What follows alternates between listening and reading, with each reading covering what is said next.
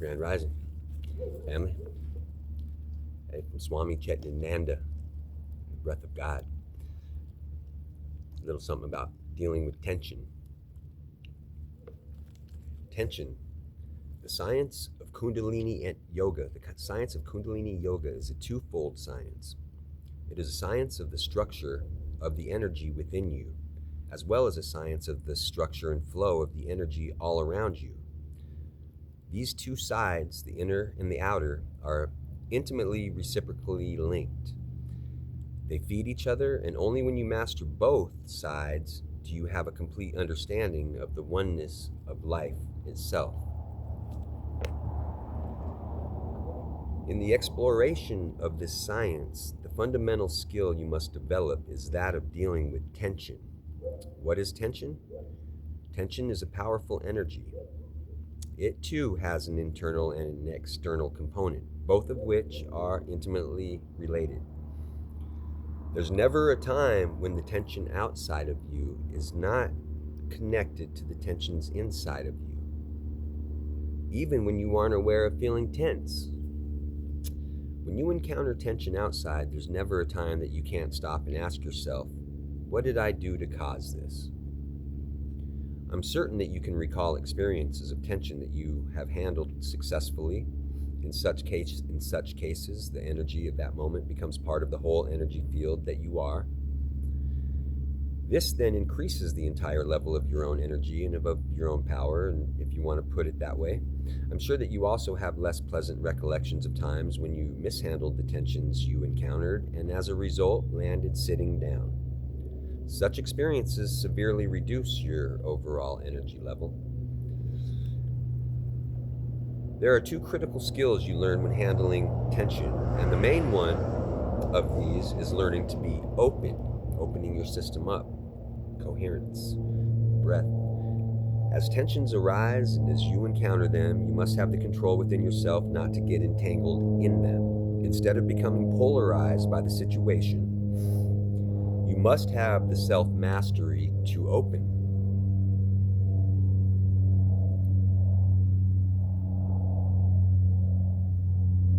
And to feel the flow of energy within yourself. As you do this, you must draw in the tension, absorb it, and digest it. This is because tension is nothing but energy that has become crystallized, which is what you are, condensed, concentrated, crystallized frequency of God, breath of God. Watch out, buzzer. Your openness dissolves that crystallization, allowing the energy to become part of the total flow of energy that you are. And as you open and absorb this different kind of chemistry, a shift happens.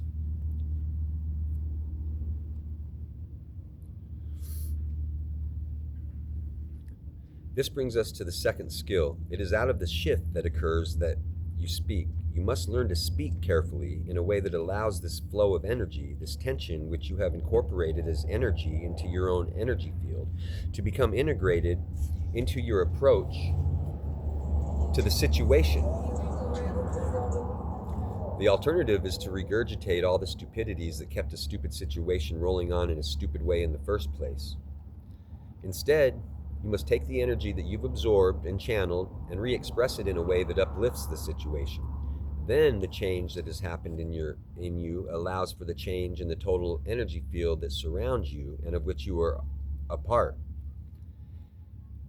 This change manifests itself as a higher level of understanding and as a general, more positive expression on your part and on the part of all concerned. It is natural that this should happen. If you really connect to this energy and have done your work, then you have changed something within yourself. And that change in you should naturally flow outward and be articulated as a change in the whole event. It can't help but be this way. If Einstein's theory of relativity is right, and this is the only way things can take place, because you have changed, then the situation must change. If you want anything to change, you must change something. Improve the quality of input that you introduce into the field, and you'll perceive a more quality perception of reality. Anyway, this presents you with two choices. The first is to resist growing. After all, human beings do not evolve naturally. Repeatedly, we allow the lowest level of stupidity in any environment to magnetize and orient us. Our capacity to take on crystallization of every kind of tension and to make it our own is vast. Almost nobody, and I mean nobody, understands how to dissolve even the tensions within themselves, let alone any other kind of tension. But if you are really going to grow, it is essential to learn how to do this. Indeed, this is the second of the two choices. The tensions that you encounter within yourself and around you represent the opportunity to expand and refine the energy field that you are, to refine it to the extent that you begin to appreciate the subtle and profound connection the inner and the outer have. Without this refinement, though, it is impossible to have the sensitivity, the insight, or the understanding it takes to make these connections. You will always be facing tensions. If not one thing, it's another. And the tensions of this particular cultural perspective, or the tensions of your family background, or your biological imperatives, or your racial or sexual or ethnic orientations, all of these can cause you to have contracted identifications of who and what you really are. However, the lowest common denominator with which we identify ourselves is the assumption that we have that all we are is I, with my needs. Give me this, give me that. What about my need for this? And what about my thing over here? This ability to reduce ourselves to the mantra of stupidity, what's going to happen to me, that profoundly inhibits our capacity to grow. The more we identify ourselves in this way, the more life flows in us is reduced to the lowest level of energy that exists in any environment. If we are to realize our full potential and our true identity in the absolute, we must release every last one of our identifications with these tensions. And this brings us to the alternative choice. Always to learn, to make an effort, and to do the tedious and taxing work of taking in tensions and of promoting change and refinement within and around us. And this is the work that every day, step by step, by treating every person we encounter with love and respect. Now you might think this is a clinker. Where did we come up with this new thing about love and respect? When I say that the fundamental thing is love and respect, I mean that the fundamental expression of love and respect involves learning how to deal with tensions, both your own and those of other people. And this is practical, powerful expression of real love and respect. As you cultivate this love and respect, you are developing a powerful self-mastery which you articulate in your genuine capacity to serve other human beings. If you want to look at it another way, Jesus once said, "No greater love hath a person than to lay down his life for his friends." And for you to deny your own narrow identification with the constraints of tension while you take on other people's tension, or at least deal with your own tension, is the greatest demonstration of both sacrifice and service. It is a service that is once of immediate benefit to the person you serve, and even more so to yourself, to you.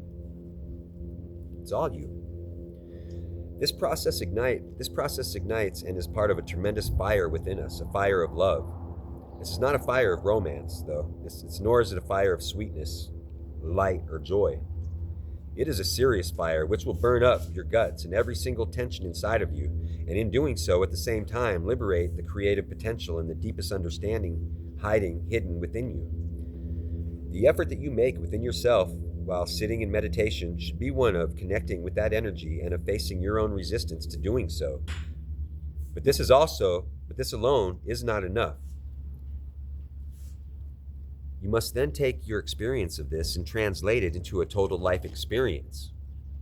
And there you go. There's the bigger picture. Understand this: how you deal with tensions, your own tensions and the tensions you encounter in this world, is really the fulcrum point. It is the linchpin. It is a daily demonstration of your self-control and your self-mastery. It is a daily articulation of your understanding of service, of love, and of respect. It is a daily manifestation of your connection to God. And finally, it is a no-jive, down-to-earth, real live happening that you undertake every single day.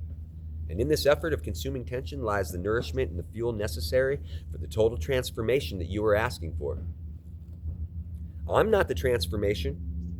That is the transformation. I'm just the keeper of the fire. If the flue gets clogged with soot, I clean it out.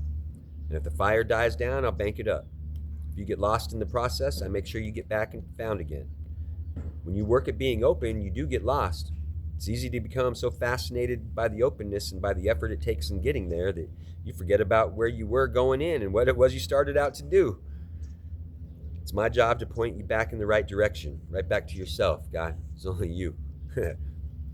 But in the long run, you're the one who has to learn how to be open without getting lost, and you have to remember who you are and where you're going. And in this context of this inner effort you make to remain open, this is necessary that the energy you absorb and consume and the expansion that results will re-articulate themselves in your life in concrete, practical, and beneficial ways that will serve you and all people whose lives you are connected. Only in this way will you really learn about energy, about the subtle energy of life, capital L, itself. The point I want you to remember is this: serving God is consuming tensions, staying balanced and in harmony. Consuming tensions, transmuting that energy. Tension, pressure, and tension. It's all pressure and tension. Blood pressure, high pressure, good pressure, bad pressure. It's all pressure and tension. Diastolic, systolic. Breathe in coherence with your heart and mind, and you can neutralize the pressure and the tension to where the pressure and the tension balance each other out, and your system's open to flow freely, the energy and the path of least resistance to heal you up divinely, infinitely, and lovingly. Love you all. I'll see you tomorrow.